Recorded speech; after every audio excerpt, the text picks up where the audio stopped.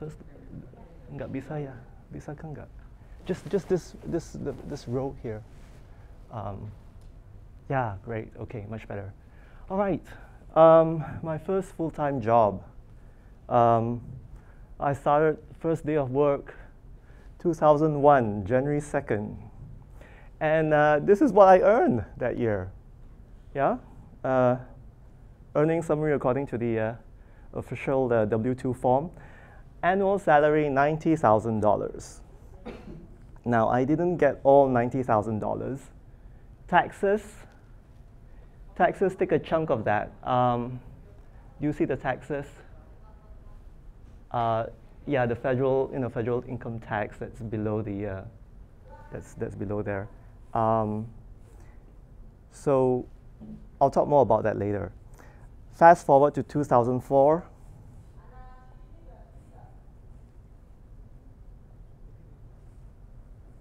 Fast forward. Oh, there's a problem with the clicker. This one?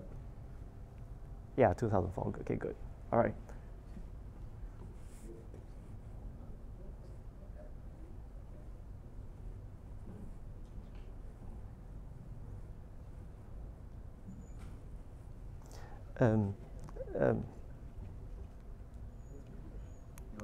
I'm going to sort of like reset things here for a bit.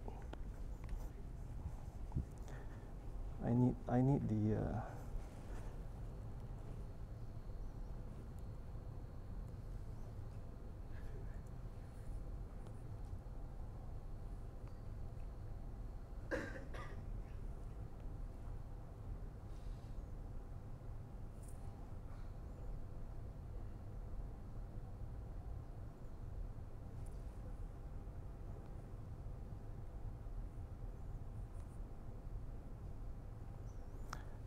okay. Testing. Yes, so 2004. Now, over all of 2004, I still earned the same amount as I did in 2001, $90,000. 4 years of employment, same pay. For those who are working, does this sound familiar? So in 2005, I increased my income. I switched jobs. Bye-bye Wave Systems, hello VMware. Twice every month, on the 1st and on the 16th, I would have almost $2,700 put into my bank account. So there are 2 of these deposits every month. But what was my old salary and how did it, what was my new salary and how did it compare to my old one? Here's my earnings statement, right straight from VMware. I got 2 of these every month. Okay, the check, which is not a check that you see, is at the bottom of this earnings statement. So over one year, I would have 24 of these pay slips. If you take that number in the arrow for the $166.02 and multiply it by 24, that would be my gross salary, and even $100,000. So I got a raise from $90,000 to $100,000 that way, switching jobs. But I didn't get all $100,000. Taxes took a chunk of that. You see, if I got all $100,000, that check, that is not a check, that you saw just now, would have said for the $166.02, but you saw only about slightly less than $2,700. So what's going on? See, it doesn't say for the $166.67. Where did it go? Where did the difference go? In one word, taxes. If you look at the numbers with the minus signs all the way at the bottom, you'll find the deductions mandated by federal statutes, federal taxes, Social Security, and Medicare. The biggest deduction is the federal income tax. Now, the state of California also has an income tax of its own. Now, not all of the 50 states of the United States have income taxes, but California does.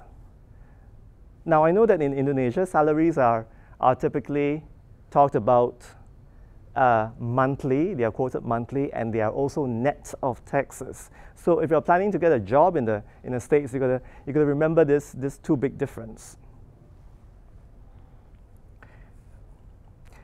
Salary numbers are for a whole year, not monthly, and you have to subtract about a third of that to actually get your take-home pay. But I'm not going to lie to you.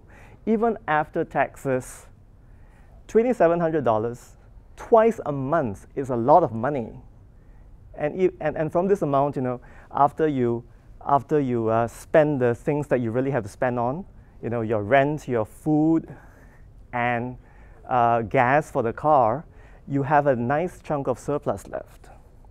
So anyway, the point is, one way to increase your income is to switch jobs. Let's zoom out and explore the space of solutions to the problem of getting a raise. Okay, so let's first ask yourself, how badly do you want that raise? Do you want a raise badly enough to switch jobs? Yeah. So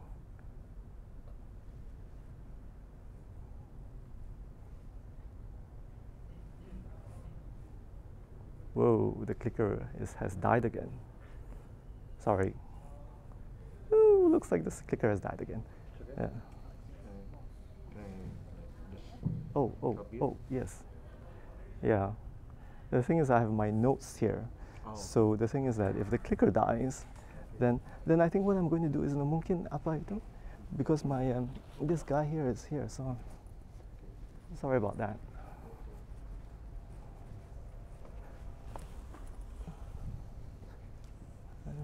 To turn this around? Yeah, turn this around a little bit. Okay. Noisy microphones.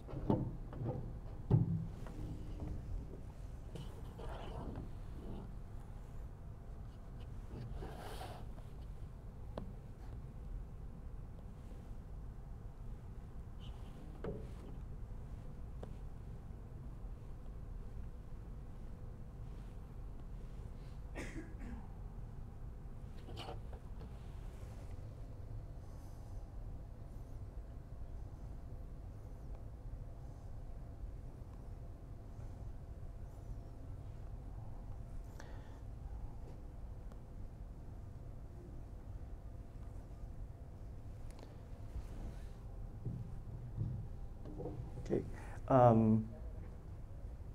So how badly do you want that raise? Are you ready to leave your present employer? So if you're willing, yeah, here's what you're going to do. You're going to find a new job, and you're going to negotiate a higher salary. Let's zoom in on the negotiation part. Here's the process again in greater detail. You apply for multiple jobs, not just one, okay? And then you get your offers. And then you take the highest offer and you play one offer against the other, okay? So here are what I mean by playing one offer against the other, leveraging one offer against the rest. So suppose Gojek offers you 15 juta and Grab offers you 20 juta. So you leverage Grab's offer against Gojek. You go back to Gojek and say, thank you, Gojek, thank you for the offer. Grab offered me a higher salary.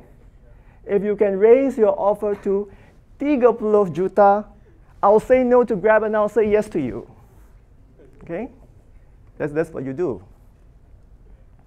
Now, what you should also do is you should also leverage, right, a new offer against your present salary, which is like, suppose you're earning 15 juta, your highest offer was 20 juta, you go back to your present manager, and then you say, boss, I appreciate my job here, but I just got offered a salary of 20 juta. Do you have any advice for me? Okay.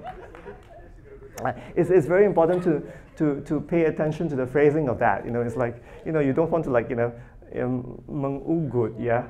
Boss, you don't give me, you don't give me a higher salary, I'm going to quit right now. This is going to destroy all trust between you and your present employer. If you want to do that, you're going to be really be prepared to quit. Yeah.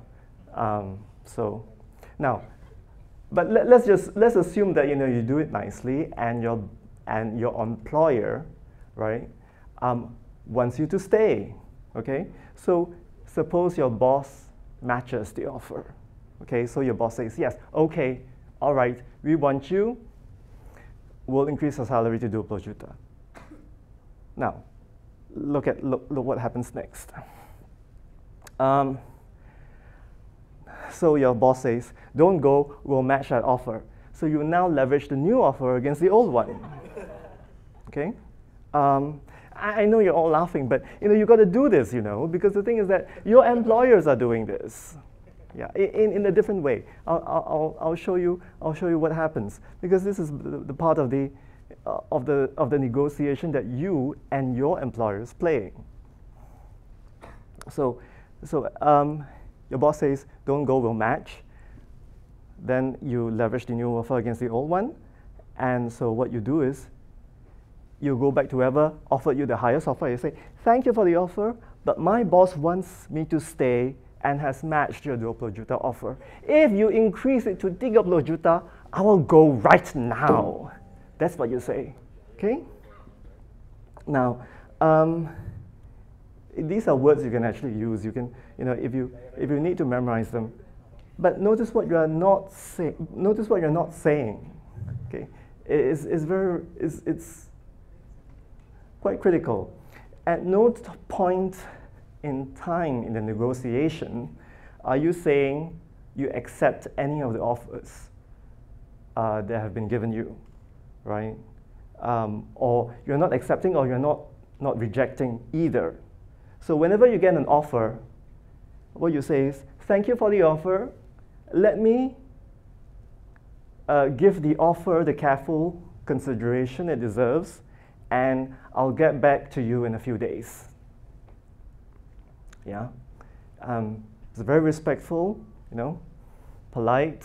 You thank them, and then you go and think about it, and you're actually going to do that. You're going to think about the offer, and then what you do is you go back and forth in the negotiation process, because you have to think not just by sitting down, but you got to think by also talking to other people. Right, and that's a thinking process that is part of the negotiation.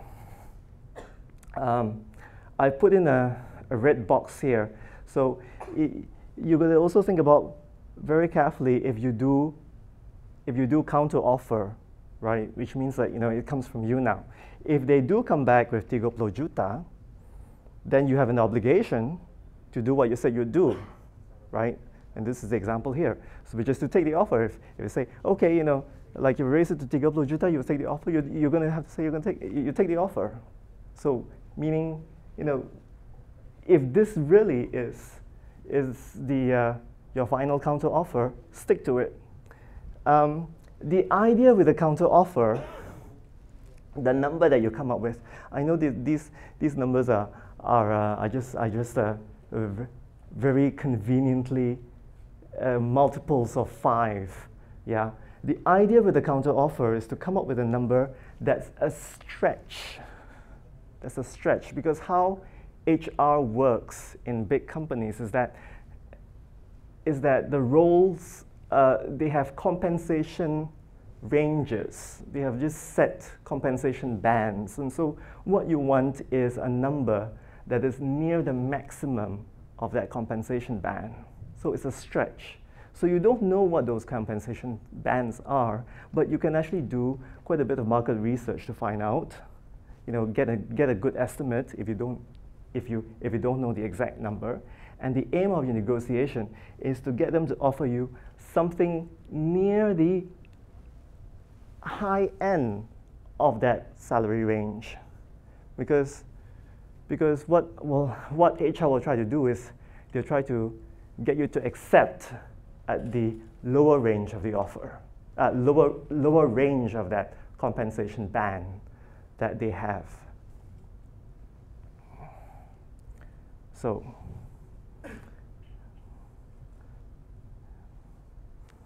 okay, maybe like we'll take advantage of my clicker dying. If you have any questions, just raise your hands and speak up. Yeah, I'm going to fix it. Questions? What to say to your boss? Yeah, what to say? If you got the 30 juta offer, what to say to your boss? Well, resign. Like, oh, okay. Perhaps, like, how do you resign? Well, you just resign. Catch him at a good moment. Have your resignation letter in hand. If you don't know how to write a resignation letter, there are lots of examples on the internet. The tradition in the United States is to give 2 weeks' notice, right? Meaning that you will work an additional 2 weeks and sort of like finish up whatever work that you're doing and try to pass on, whatever knowledge, critical knowledge that you have, within the next 2 weeks, right? So thank your boss. Thank your boss for the opportunity. It's been an honor to work here. It's time for me to go somewhere else. Keep it, nice, short and sweet. Good question. That was a good question. Thanks. Thank you, Gio.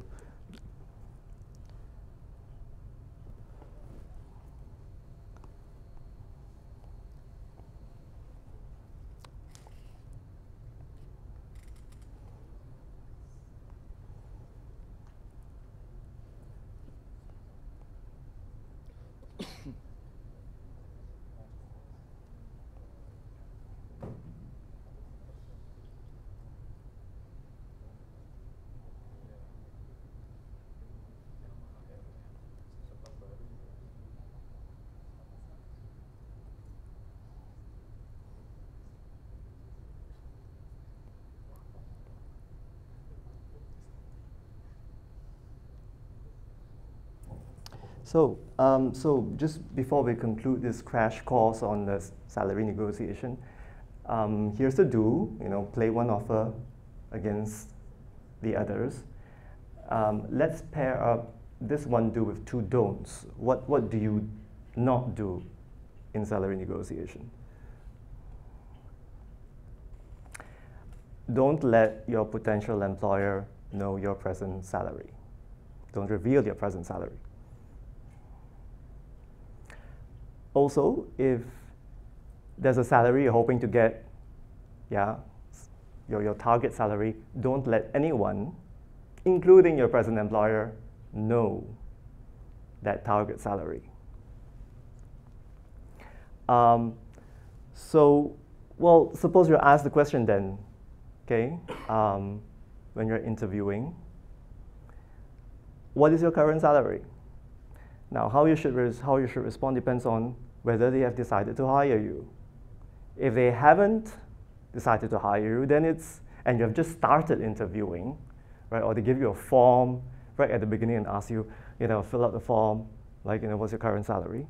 Then it's completely irrelevant what you're making now, right? I mean, they don't have an offer ready for you yet. So why do you tell them information, personal, private information like that, right? So if it's form, just leave it blank, right? If they ask you, here's how you can respond. And remember, the role is to be polite and to be classy, yeah? So if it's premature, here's what you can say. Well, let's first find out if there's a fit between us. If there's a fit, I can be flexible with your compensation bands. I'm assuming we're talking to HR here. And you can be flexible with my salary requirements, right? This is what you can say. Now, suppose they have gone through all the rounds of the interview and they want you and they're ready to make you an offer. Then they ask you this question, what is your current salary? So what do you say?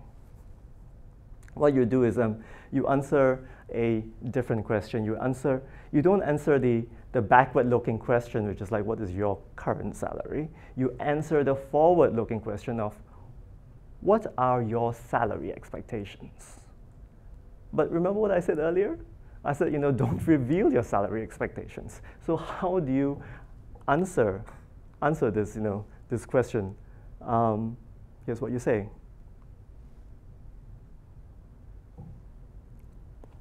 Ooh, cliffhanger. The clicker has died again. I don't know why. I think next time I think we should. I need a better internet or something, because this requires a Wi-Fi, Oh. Yeah, but whatever.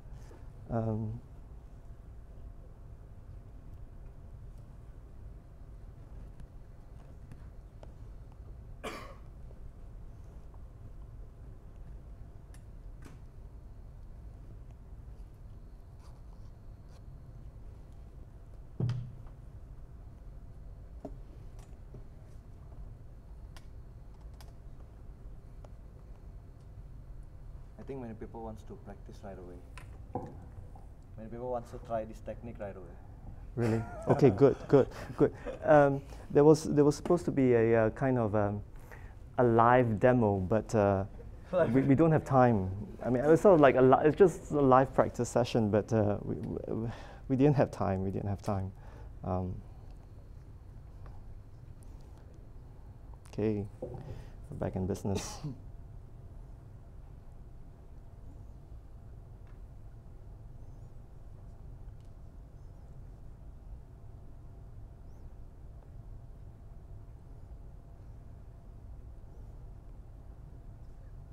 Okay, well, one of the things you can say is, right, they have an offer, they are going to make you an offer, but they first ask you, what is your current salary? Here's something you can say, right? You can say, let's talk in the range of X to Y. Now, this X to Y is a salary range that you got from market research, okay?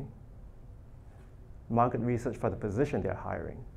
Right? You use Glassdoor, you use your friends network, right?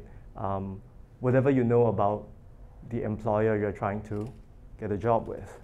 X and Y have nothing to do with your present or your expected salary, right?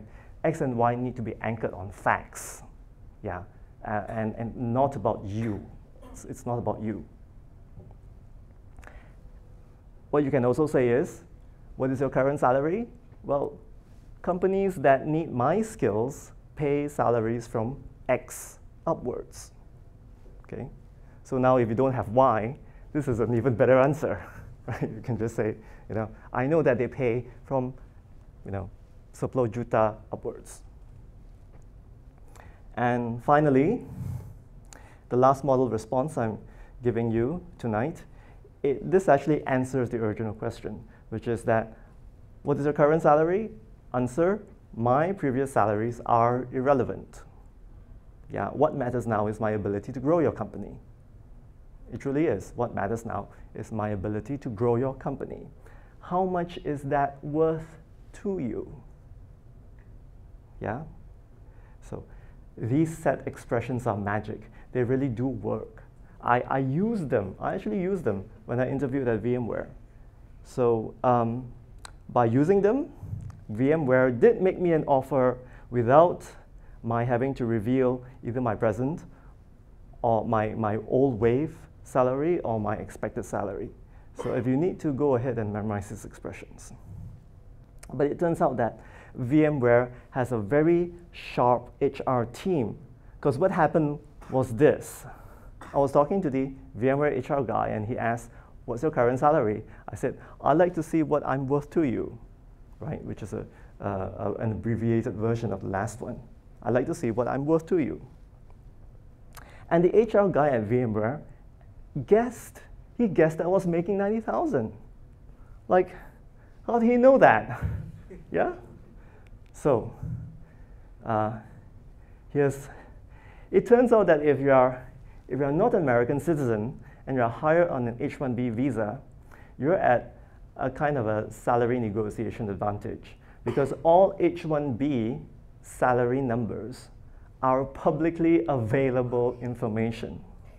This is the US Department of Labor website. This is one of many of them, which you can think of as equivalent to the Indonesia's Kementerian Tenaga Kerja dan Transmigrasi. So the US Department of Labor has a portal dedicated to foreign labor certification. So if you look at the URL, it's a .gov. So you know it's legit. Now if you scroll down, you'll find downloadable links to spreadsheets. Each spreadsheet contains all the labor certification applications for one whole year. Each spreadsheet is about 100 to 200 megabytes of data, and there are tens of thousands of entries. Literally tens of thousands of rows in these spreadsheets. And in each entry in the spreadsheet, you have the three most important pieces of data: the employer, the job title, and the annual salary. Yeah, this is a goldmine of information. But this is for the Americans. If you're watching this, the advice is that you would go to Glassdoor.com and Monster.com and Dice.com to do market research. Don't forget this website. I have not seen this website mentioned anywhere before, but it's a gold mine. It's a gold mine. It behooves you to look it up, for otherwise you would be at a disadvantage. What happened?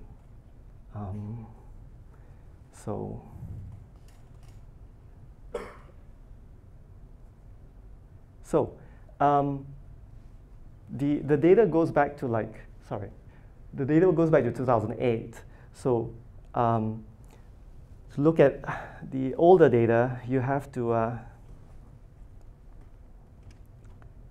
look at a different website. And my clicker died again. Okay.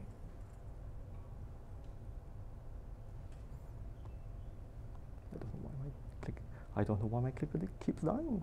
Yeah. This is never option. I think I need to reset my, reboot my iPad. Unfortunately,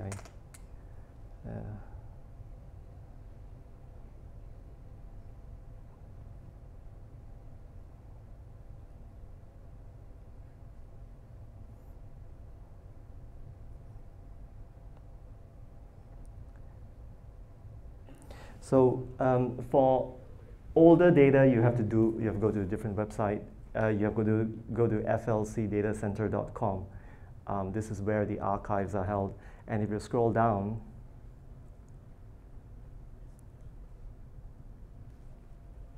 To next. Okay, your notes yes, is but there, right? my notes is there. Yeah.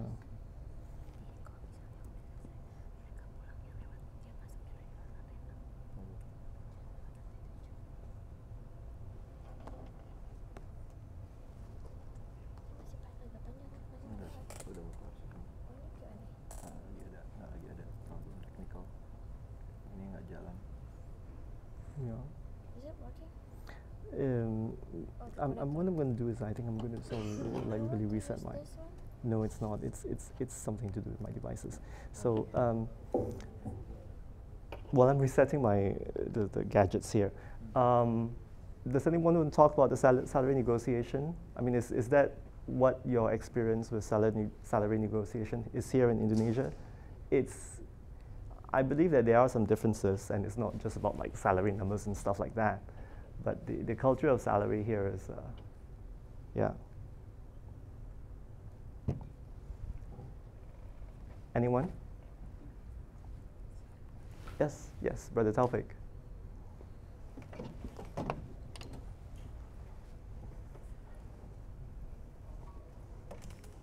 Ya, bisa bahasa Indonesia. I can listen, but if I start speaking bahasa Indonesia, I think I'm going to confuse you. But I can understand, and if I don't understand, I'm going to I can ask people to help me understand your question. Go ahead. Yang menarik banget nih sama Pak Abdullah sambil nunggu. Ya. Nunggu. Ya, terima kasih, terima kasih. Jadi saya ngalamin juga ya, sempat juga waktu mungkin bukan di pekerjaan pertama saya, tapi soal negosiasi gaji itu kita memang bisa ngebandingin nego dari satu offer ke offer yang lain gitu. Jadi dulu pribadi juga jadi untuk nyatain bahwa ini juga bisa dilakukan di Indonesia gitu ya. Mungkin pekerjaan saya sebelum ini, jadi waktu itu saya ada tiga offer. Offer terendahnya waktu itu mulainya 7,5 juta. Kemudian saya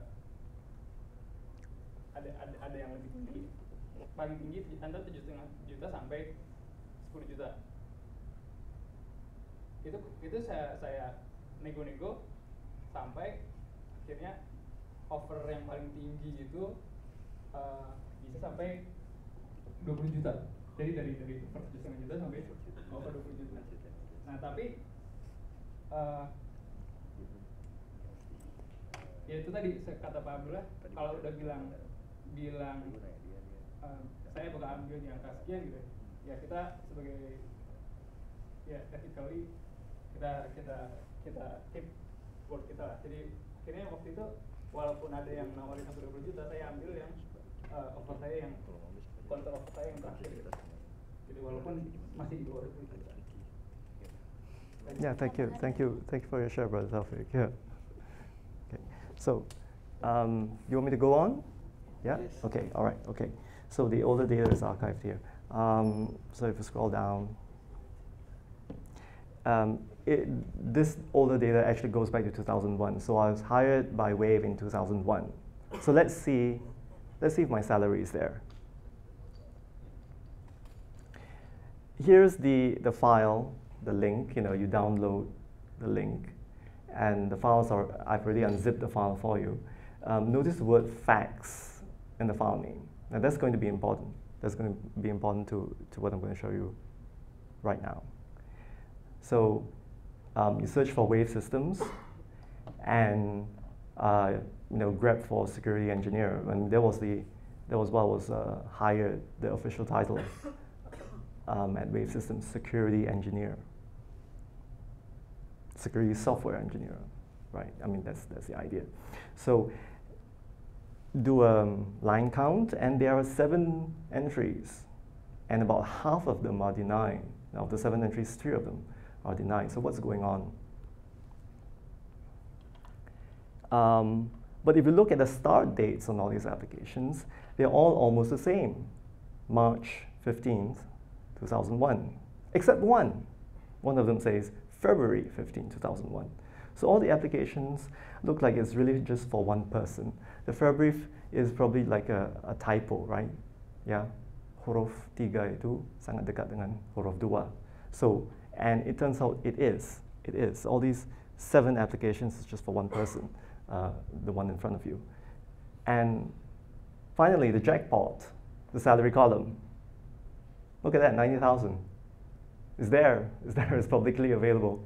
Right? Everyone can see that, and you can sort of like see, oh, well, look at that. The last 2 entries do not have the entries filled in. So this is what VMware almost certainly had access to in 2005. There was only one security engineer at Wave Systems, and I was it. I put that title in my resume, and obviously, VMware, where I gave my resume to VMware. So it only needed skilled HR to figure this out. So what's with all the 7 applications? As you might guess, it's because the fax filings lead to all kinds of mistakes that make it, that force the people to repeat the process. So the immigration attorneys Wave hired to get my H-1B visa had to do it 7 times to get it right. So what did it really cost me? What did it really cost me that VMware knew my 90,000 salary? So I just found this a few days ago, okay? Because VMware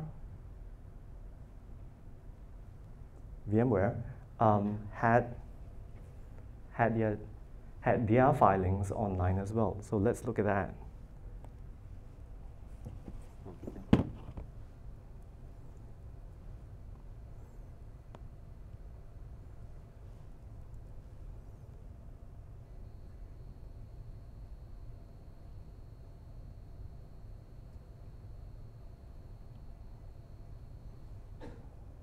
I think what's going on is that, yeah, I'm using a Wi-Fi. yeah, this little thing here, and I actually don't get internet, and I think that's affecting my little router. So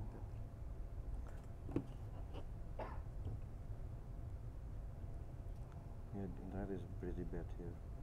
yeah, Inside this room. It's like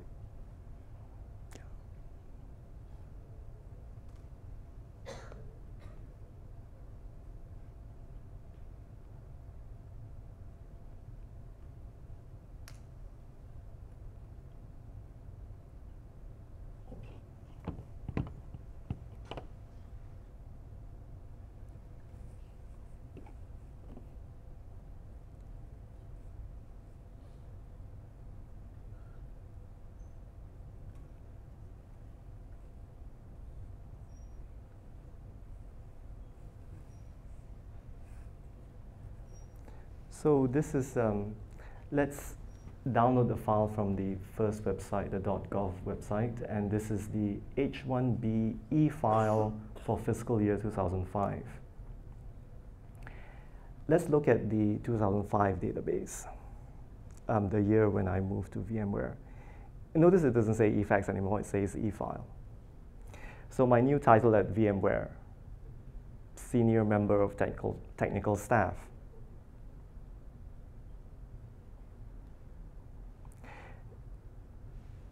Word count. There are 10 such labor certifications, labor certification applications.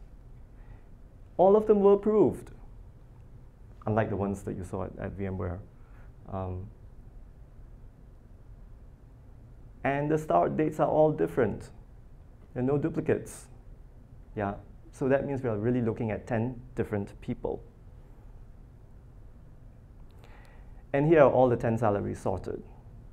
It goes from 98K to 122K. So as you can see, the 100K is really in the lower range of that compensation band. Yeah. So one of the two 100Ks is mine. So if we remove it, you'll see that the median of 9 is 110K. So does that mean if VMware didn't know my wave salary, I could have gotten 110,000 instead of 100,000? Maybe. The takeaway here is that if you are hired to work in the States, you can be at a salary disadvantage. As we just saw, potential employers have a good guess of your salary history, and skilled HR, which can be very potent, who knows what else they can figure out. So this concludes this part of the flowchart on how to get a raise. So what happens if you really do not want to leave your current job? You have made friends, you like your work, the company provides nice lunches, you don't live too far away, you don't live too far away from where you are, and you don't want to find a new course. Yeah. So a new job also brings the risk of the opposite of everything you have, right? Not all workplaces are the same. You might end up in office politics, poisonous co-workers, a toxic environment. So you have good reasons for not leaving. But you're starting to suspect your company is underpaying you. And maybe like me, after 4 years of work, you're still at the same salary where you started. So then what do you do? Remember, you don't want to go. Okay. One thing you could do is to apply for jobs. Yeah, you apply for jobs without really planning to switch, and then try to use the new offer and play the new offer against your current one. Yeah, hoping to push it up. So all the negotiation advice we covered earlier applies. Remember this slide, right?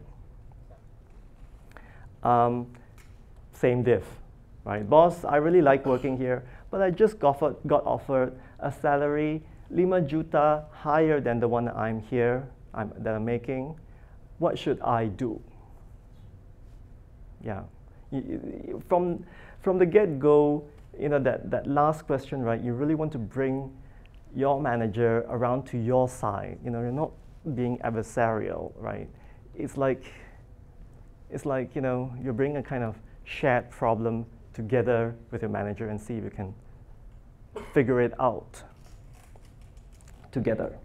And you've got to be careful, right? You don't want to, you don't want it to come across as a threat, right?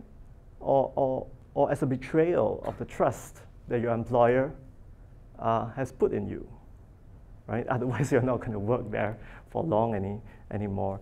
If there's any tinge of hostility, your manager will lose trust in you. And by hostility, I mean something like, give me that raise or else I'll quit.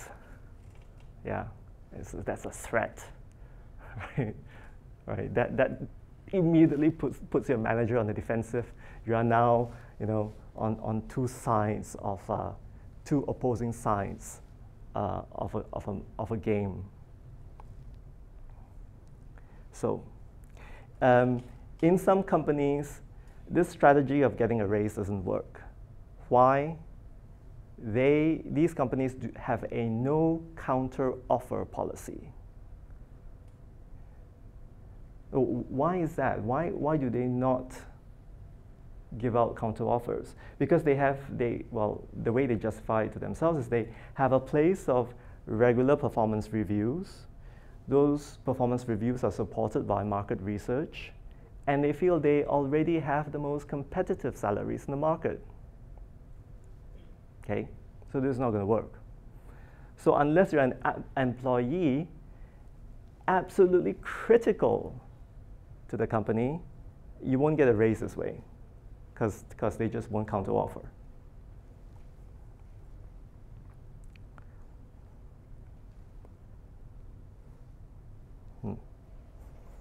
So whenever I pause here, it seems like it goes.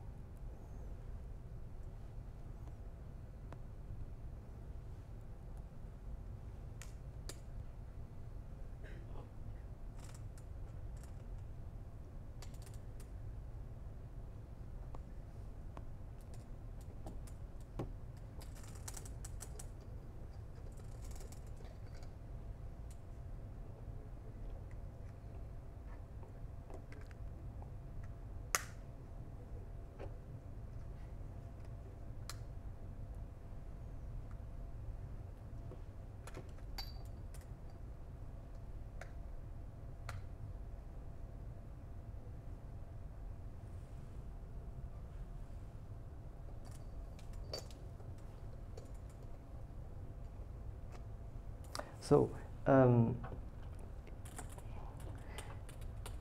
here are more don'ts when asking for a raise. Appealing to your financial condition doesn't work. So it's like, oh, my landlord hiked my rent. Yeah, sewa cost sudah naik tahun ini. Can I get a raise, boss? Inflation strikes everyone. So if the company gives you a raise for inflation, shouldn't they also give you a raise, give a raise to everyone else, right? So and who should the company itself get a raise from, right? The inflation is probably, hitting the company itself. So you can't appeal to personal economics. You also can't appeal to long service. Now, once upon a time,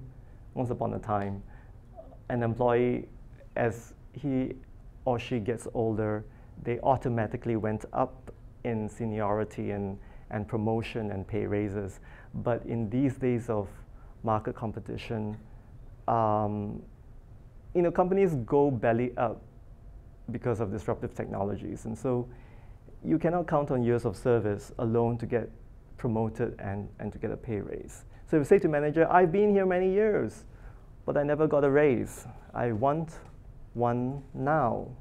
Well, your manager will probably respond with words to the fact that they won't actually say it this way, but the company hasn't found that you deserve the raise. If your output is the same, then your pay remains the same.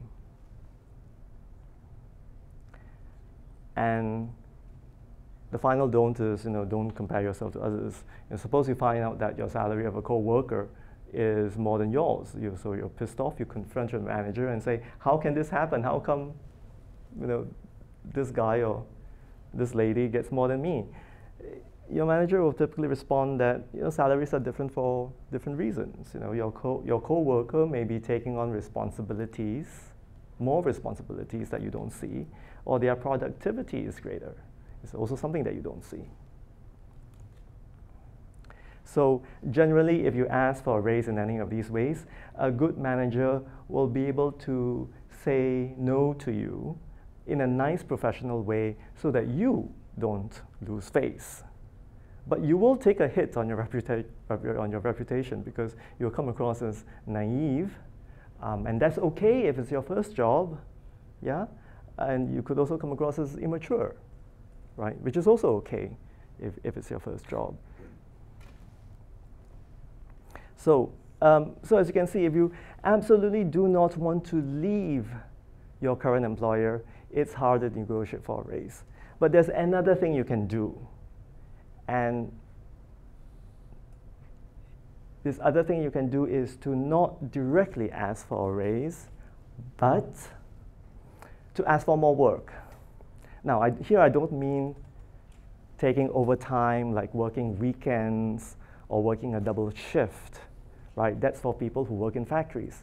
You presumably do not work in the factory and you don't intend to. What I mean by asking for more work is you're asking for information on how to level up. And what I mean by leveling up is, you know, this is a very nice question to ask. How can I contribute more to the company? It's a question you ask your manager, right? Now, compared to all those ways of asking a raise directly that make you look naive or immature or worse, this question, when you ask it, you look good because you come across as a go-getter.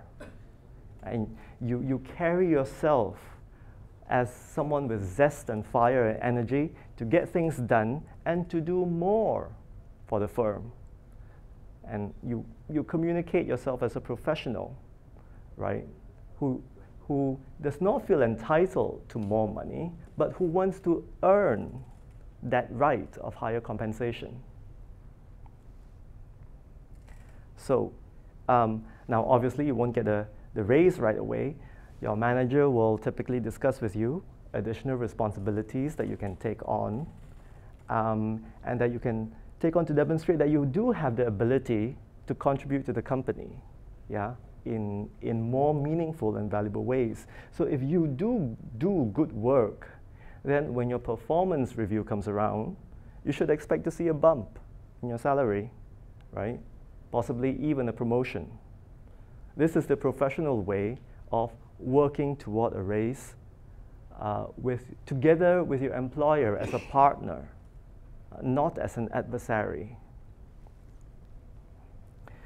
Now, the flip side is if your manager thinks you cannot grow any further, and if your manager tries to evade this question, and your manager is evading the question not because he or she is inexperienced or overloaded, then you have to think to yourself, right? You've got to ask yourself this question then, are you effectively at a dead end in your career at your present place of employ? Because if your manager doesn't think that you can improve, you really are at a dead end, right? So despite all that you love about your company, you really should be thinking about moving if you hit that situation. Okay. It's a good time to.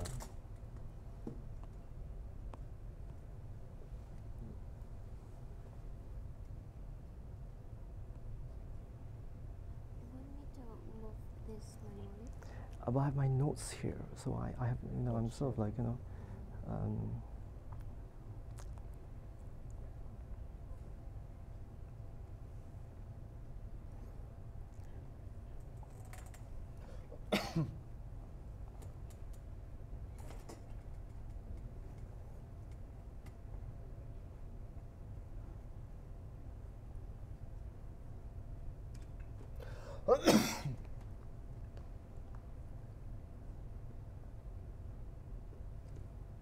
Okay, so we're almost at the end. We're almost at the end. So that's it. That's pretty much the various ways you can get a raise, neatly categorized. Now, before I get to the call of action, allow me to thank brothers Ahmad Ghazali and Mufid Afif. I think they're not here, they can't make it, for reviewing an earlier version of this talk. I thank all of the people who made this possible, especially Yola from Gojek, and so what's next? Here are some follow-up talks on related topics on job and career that you might be interested in, right? Why giving talks and mentoring junior developers are great ways to grow your career. Brother Iqbal talked a little bit about mentoring. Yeah, maybe you could do this together, but this is related to it. And we're going to do a deep dive on this. Why giving talks is a great way. It says why giving talks, but it really should be why giving talks and mentoring junior developers are great ways to grow your career. Second possible talk, how to research the job market, yeah, to avoid being taken advantage of by a low salary, right? And the third title, to which I owe Eric Dominicus sitting at the back, Program Merdeka, Cara Transisi dari Kelas Proletar ke Kelas Kapitalis. Yeah, I myself would want to stay for the third talk, but looks like I'm going to have to do it. But you remember the old proverb, right? I hear, I forget, I see, and I also forget, but it's when I do activities, then I learn and I remember. So here are some hands-on, personalized career clinics. Yes, Puskesmas Pengobatan Penyakit Career you might be interested in, right? If you feel like your career could use a boost, here are some choices. The first is a natural extension to this talk, but it's like like real hands-on practice, right? Salary negotiation is a practical skill, involves face-to-face. So if you can absorb what was just presented on the slides, more power to you. But some of you might feel that you need practice. Next one, can't get a job, make over your resume. With this clinic, you walk in with your old resume and you walk out with a new, improved one. Yeah, guaranteed to get your employer's attention. And finally, a clinic on Hargai Dirimu. If you're unsure what your daily work is actually worth to your employer, you suspect you're being taken advantage of, but you kind of like lack the self-confidence to stand up and ask for the salary you deserve, then this clinic, you walk in with your old self and you walk out with a more confident you. Now, the thing is, you're not going to get any of these talks unless you ask for them. And ini Mas Bro Ganteng Geosakti. He is one of the fearless organizers of Indonesia Ruby. If you want any of these follow-up events, you must ask for them. Otherwise, you won't get them. Now, he and I will work together to find people to put some of these events together. So you have to do three things. You get onto the Ruby Indonesia Slack forum and you ask him via direct message. Yeah, basically sebenarnya yang Pak Abdullah mau bilang adalah Pak Abdullah ini mau sharing bukan cuma tentang salary ini. Pengalaman Pak Abdullah ini udah lumayan banyak dia udah nggak cuma di Indonesia tapi udah pernah berkarir di Amerika. Terus kayak dia ada beberapa tips lagi yang lain kalau misalnya memang tertarik membahas hal kayak gini yang memang menurut gua perbandingan yang bagus antara teknikal dan non teknikal gitu ya. Nanti japri aja ke Slack gua. Ini ya silakan aja kalau ada yang penasaran pengen tahu ini topik yang ini kayaknya seru perlu dibawain di meetup gitu ya boleh. Atau nanti kita mungkin bikin sesuatu yang lebih ini kan suasananya lumayan formal banget ya. Mungkin nanti kita perlu cari tempat yang lebih nongkrong di kafe gitu kali biar lebih pada bisa tanya-tanya gitu. Okay. Thank you very much. I'll just leave this line on. Sebenarnya kalau saya pribadi notice ini ada hal yang menarik sih. Jadi masalah apa ya salary ini pilihannya sebenarnya cuma dua kan. Kayak lo harus nyari leverage dalam artian lo cari pembanding orang yang mau nawar lo lebih. Atau kedua meningkatkan kontribusi kita terhadap perusahaan. Basically dua itu ya. Dan untuk meningkatkan kontribusi kita nggak mungkin kalau kita nggak upgrading diri kita ya Pak Bro ya. Grading, maaf sekali lagi. Kita nggak mungkin meningkatkan kontribusi ke perusahaan kalau kita sendiri tidak upgrade. Yes. Basically itu kan. Well, but the thing is that sebenarnya you have a lot. Each one of you are sitting on a gold mine of information, tapi what I'm seeing is that you are not aware of how much you have to contribute. And so itu malah tidak keluar dari sisi komunikasi. And so people don't know, right? And so people can't give you the salary you deserve. Right? Every single developer that I've met here in Indonesia, they're actually very, very, very capable. But they cannot describe their capability. And so people don't know. It's like we are not living in a world where you sort of expect everyone to be able to ESP and read your mind and sort of like know, oh, you really are a very, very good engineer. No, you have to not sell yourself, like not promote and like bullshit or whatever, but you need to be able to describe your abilities in a professional, business-like way. Yeah. So yes, there's obviously some upgrading, but probably the most important thing about upgrading is to do an inventory of all the goodness that you already have, right? So I suppose that goes into the hargai dirimu. Do an inventory of all the abilities that you are not quite aware of, but you actually do have, and that an employer will value it very highly. Okay. Ada yang mau ditanyakan? Please, jangan malu-malu. Tanya yang lebih frontal juga. Atau mungkin nanti kalau misalnya ini kita tutup aja dulu nanti bisa ngobrol-ngobrol kali ya. Yes, great. Oke, Yeah. sekali lagi tuh Pak.